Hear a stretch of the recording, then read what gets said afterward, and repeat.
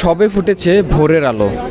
বেশিরভাগ মানুষ এখনও ঘুমিয়ে, কিন্তু ভোলা শহরের কালীবাড়ি মোড়ে অবস্থিত শামসুদ্দিন মার্কেটের সামনে প্রায় প্রতিদিন বসে মানুষ বেচাকেনার হাট।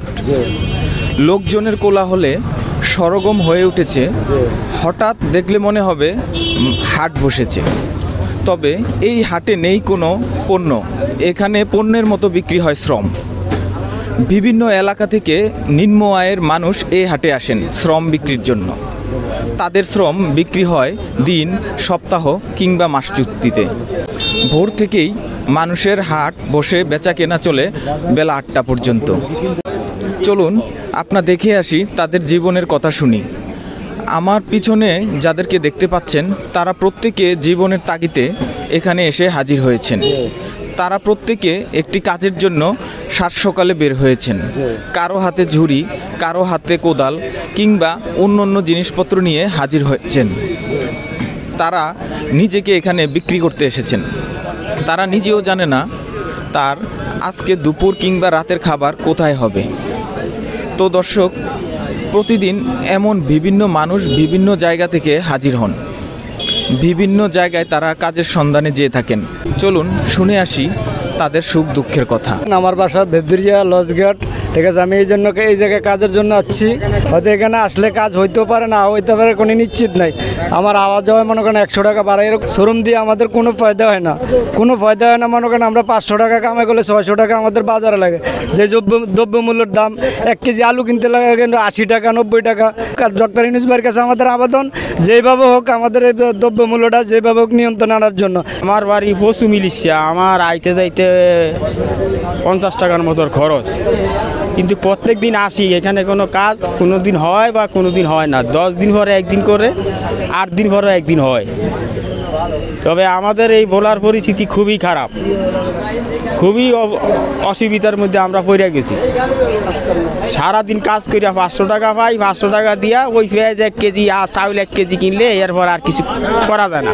তা আমাদের এখানে যে গ্যাস, এই গ্যাস অনুযায়ী মানে আমাদের এখানে একটা মিল কারখানা করিয়া দেখ সরকার। আমাদের এখানে সবাই আমরা কাজ কাম করিয়া খাইতে পারি। ডাক্তার ইউনূস আমাদের এখানে কিছু করতো আমাদের জন্য, আমরা অনেক খুশি হইতাম। খুবই কষ্টতে আছে আমার সব পরিবারে 8 জন সদস্য। আমি যদি একদিন কাজ করতে না পারি, আমাদের 8 জন সদস্যর ঘরের সংসারে বাজারের খুবই কষ্ট হয়ে যায়। আমাদের দুঃখী মানুষের পাশে, গরিবদের পাশে দাঁড়ানোর মতো এই ধরনের কোনো লোক ভোলাতে আমরা এখনও পাইনি। সকালে আসি, 10টা 11টা পর্যন্ত বসে থাকি। কাজ হইলে তো কাজে যাই, না হয় বাসায় চলে যায়। বাসায় যাইও ঝামেলা, দ্রব্য বাজার মূল্য সম্পূর্ণ বেশি। এর উপরে আমরা কিভাবে চলি? আমাদের দেখার মতন এই ধরনের কোনো লোক আমরা আজও পর্যন্ত খুঁজে পাইনি। আমি তো মনে করেন অন্তত দেনা ফেনা করে খাই দিতে আসি, কষ্টে থাকলে আইতাম না পারিনি। আমার পরিবারে 7 জন খাওয়ানো, বাবা মা ভাই বোন নিয়ে, ঠিক আছে, নিজের স্ত্রী সন্তান নিয়ে 7 জন। সে 7 জন যদি আমার দিকে তো তাকায় থাকে, আমি তো কর্ম করার মানুষ, আর দেনা করে চলতে হয়।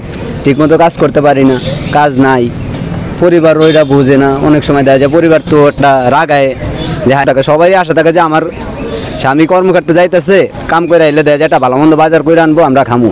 স্কুলে যে খরচটাও দিতে পারি না। যদি আমাদের বলাতে যদি একটা গার্মেন্টস অথবা একটা মিল কারখানা হইতো, নতুন নিয়ে সুন্দর চলতে পারতাম, খাইতে পারতাম। কিনলে 70টা আলু কিনা খামো? এই দেশে কি সরকার নাই? কেউ কি দায়িত্ব করার কোনো মানুষ নেই? আমরা সাধারণ জনগণ কেমনে খাই? 2000 টাকা পয়সা জায়গার আছে, এরা বিলাসিতা করে ঠিকই খাইতেছে, আমরা সাধারণ জনগণ না খেয়ে মরতেছি।